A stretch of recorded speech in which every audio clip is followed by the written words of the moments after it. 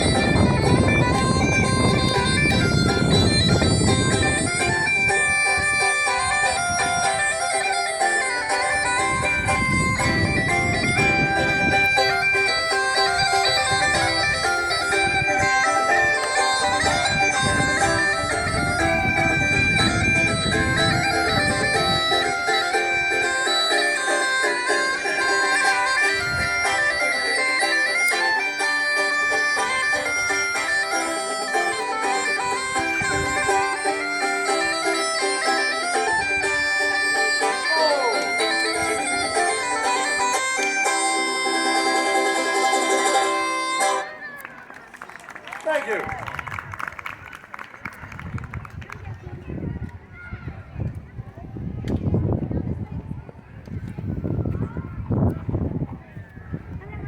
Thank you very much. Good afternoon, ladies and gentlemen. We are Green Matthews, and right now we invite you to join us for the set that we like to call Meet the Instruments, where we'll give you a close-up view and a bit more information about the weird and wonderful and exciting medieval instruments that we're playing.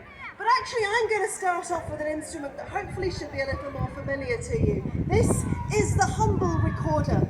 Now today we tend to think of the recorder as a children's instrument, and you're right, those terrible black and white plastic things that we are given as small children, they give the recorder a really bad name. However, if we look at pretty much any other period in history, the recorder was very much considered as a wealthy gentleman's instrument. This was the electric guitar of its day. And there's some really beautiful, really complicated music written just for the recorder. So we're going to start off with a piece of 14th century Italian dance music for you on the recorder. It's a piece called the Saltarello. Now, the original manuscript still survives. You can apply for a reader's pass at the British Library and you can go and see it. But the dance steps either were never written down or they certainly haven't survived. So we don't know what steps, what moves would have been done to this courtly dance. However, the French word sauterelle means grasshopper, and this is a saltarello dance. So we think a saltarello might have been a kind of light jumping dance. So have a listen to the tune and see what you think.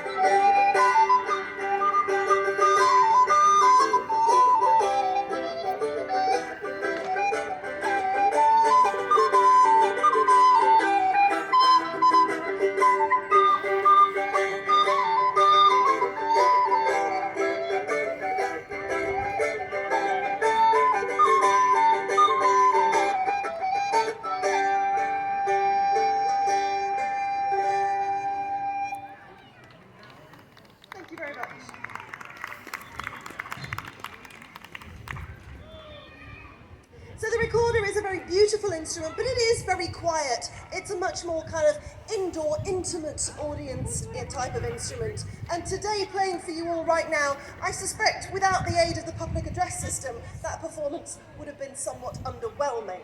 So the musical, the woodwind technology that allows me to play much louder is the reed. This is two little bits of cane strapped together, and it's going to go in the top of this instrument here. This is called a shawm. That's S-H-A-W-M. And the shawm is the direct ancestor of our modern oboe. Okay, so the oboe's come a long way. But with this instrument, you can hear where it has come from. Now, this is an important instrument for me because it's one of the few instruments that I play that has evolved and has hung on and has made its way into the modern orchestra in any way. And that is because of the reed. With the reed, I've got an awful lot of control over the instrument, and it means I can play it both very loudly and very quietly.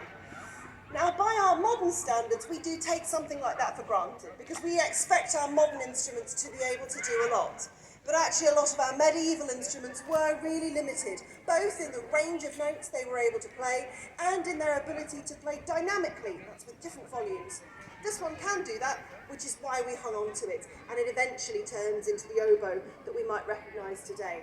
So, I'm going to give you an English tune on the shawm to showcase the dynamic, the volume range that this instrument is capable of.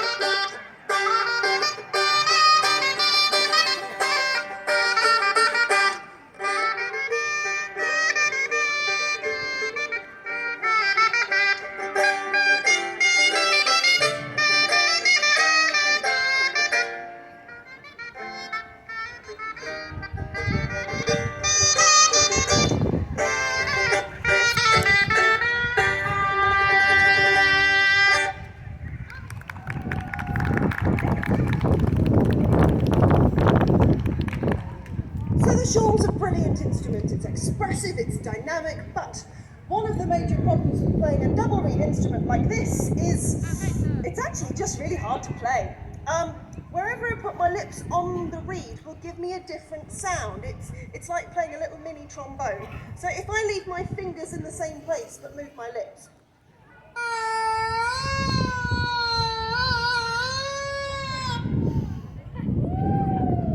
I'm glad you think that's good. There's just a really wide margin of error there. It's not terribly musical. So the instrument that helps me overcome that is a German instrument called a Rauschpfeife, which means reed pipe.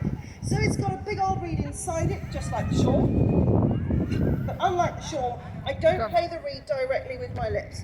This now has a cap on the top, which focuses the air on the right part of the reed, which means I don't have to worry about where to put my lips.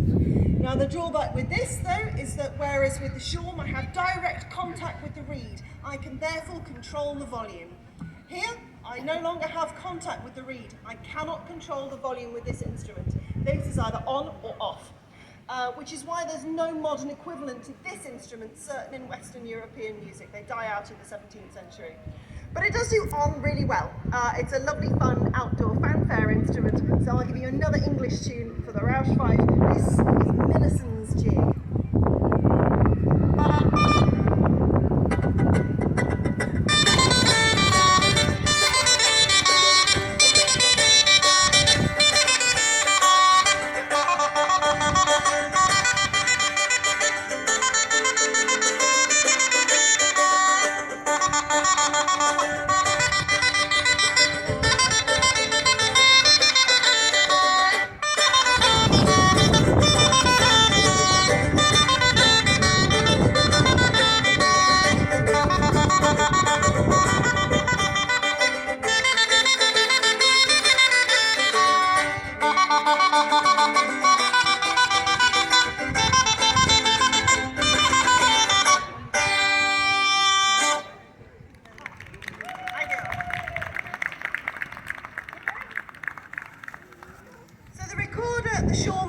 Roush fife are all instruments that would have been played by wealthy musicians for wealthy audiences. But obviously the poor folk had their music and their instruments as well. And this is probably the ultimate poor man's instrument.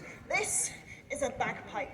Now today, normally when I say bagpipe, most people will go, oh yes, the Scottish Highland pipes. And they are still a really important part of the Scots music tradition today. However, we had a bagpipe tradition in this country which predates the Highland pipes by about 400 or 500 years. So these are medieval English bagpipes.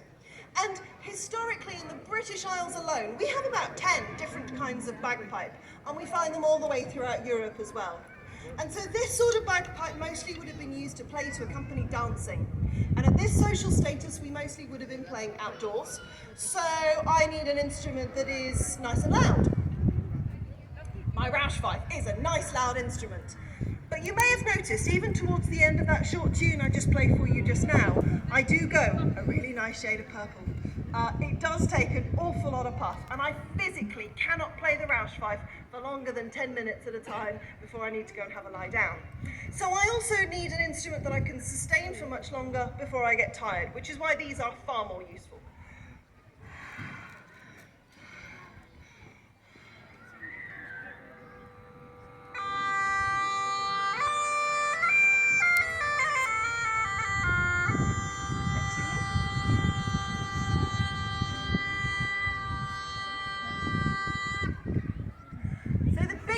Between these and the Highland pipes is the volume. These are much, much quieter.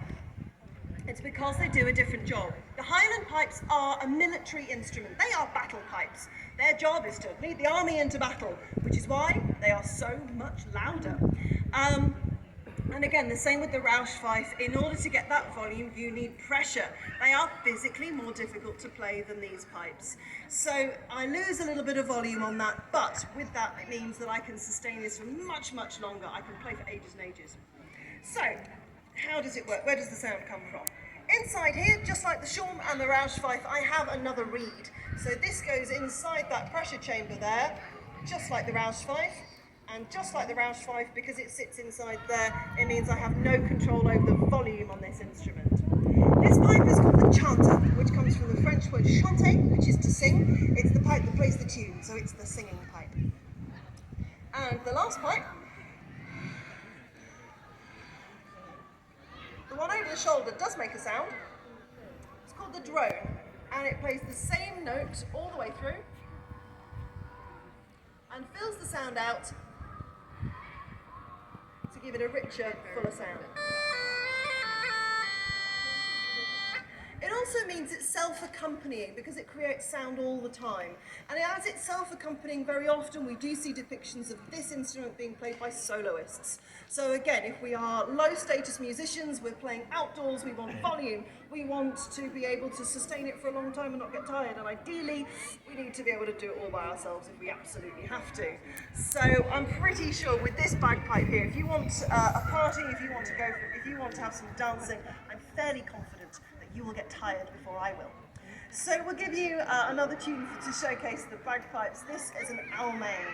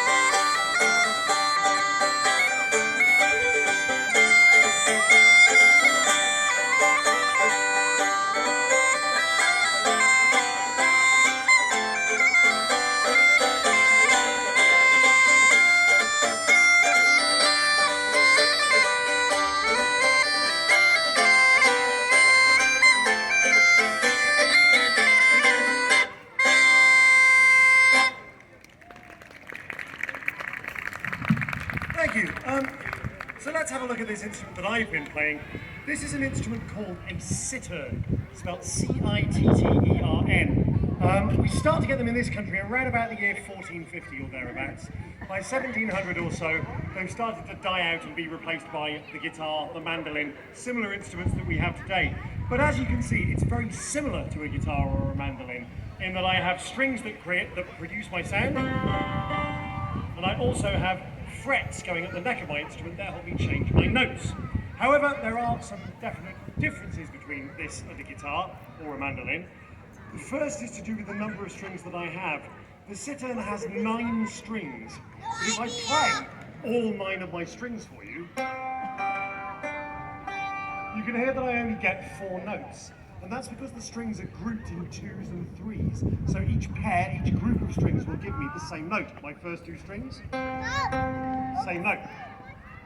The idea of this is that having twice the amount of strings makes the instrument twice as loud. And also, actually, there is something else that helps this instrument be louder than most of the stringed instruments of its time, which is the material that the strings are made from. Most stringed instruments in this period would have had gut strings, so strings literally made from animal gut. And there are 2 major drawbacks to gut strings. Actually, if you happen to be a sheep, there are 3 major drawbacks to gut strings. The first drawback is that they tend to be very quiet. And the second drawback is that they tend to also go out of tune very easily, particularly on hot days. So a gut-strung instrument for the job that I'm doing today would have been completely useless to me. A cittern, on the other hand, is absolutely perfect because my cittern has wire strings, generally copper wire or brass wire, and that's a lot louder and it's also a lot more stable. So the cittern becomes a really, really popular instrument in the 16th century. And by that time, they are everywhere. I mean, to the extent that if you went to go and get a haircut in 16th century London, you wouldn't find sort of magazines lying around in the barber shop for you to read while you waited for your haircut. You'd probably find 2 or 3 citterns either hanging on the wall or lying around for you to get down and play while you waited for your haircut, which is really civilized. And I have no idea why we stopped doing that. Possibly because barbers throughout the land got fed up of inept renditions of Smoke on You Water from their customers. So anyway, the cittern was often used to accompany songs, and that's what we're going to do for our final piece for you in this set. This is a song called Bedlam Boys, or The Boys of Bedlam, first written down in the mid-16th century, but we have reason to believe that it's considerably older than that.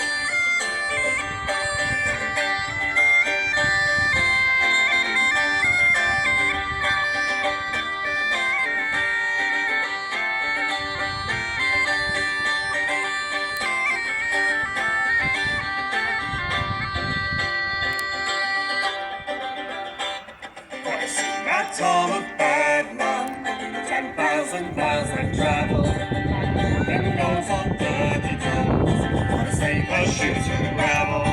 Still I sing bonny boys, bonny mad boys, Bedlam boys are bonny, but they all go bare and they live by the air and they want no drink, no money.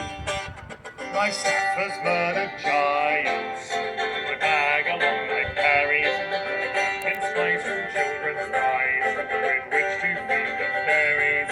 Still I sing bonny boys, bonny mad boys, Bedlam boys are bonny, but they all go bare and they live by the air and they want no drink or money.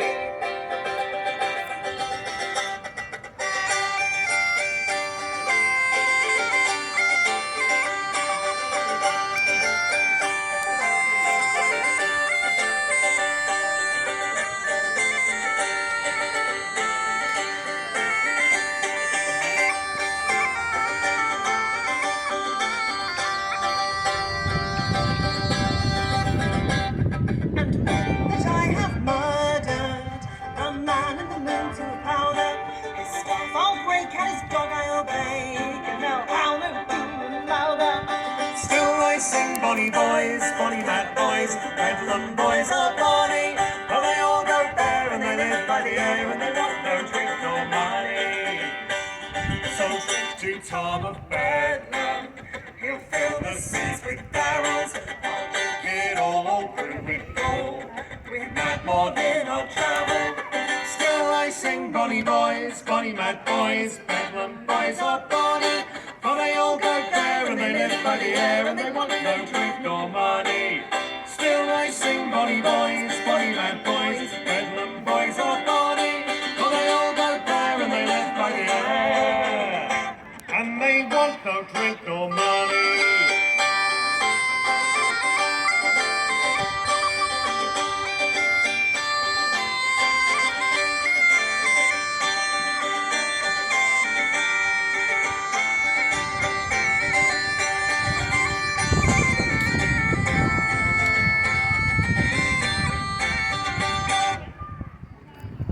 Thank you very much. Thank you. So that concludes what there is for us. Just before we leave you, just a couple of public service announcements. If you've enjoyed what you have heard, then we do have some CDs available. And to forestall the inevitable question, yes, they are CDs of us.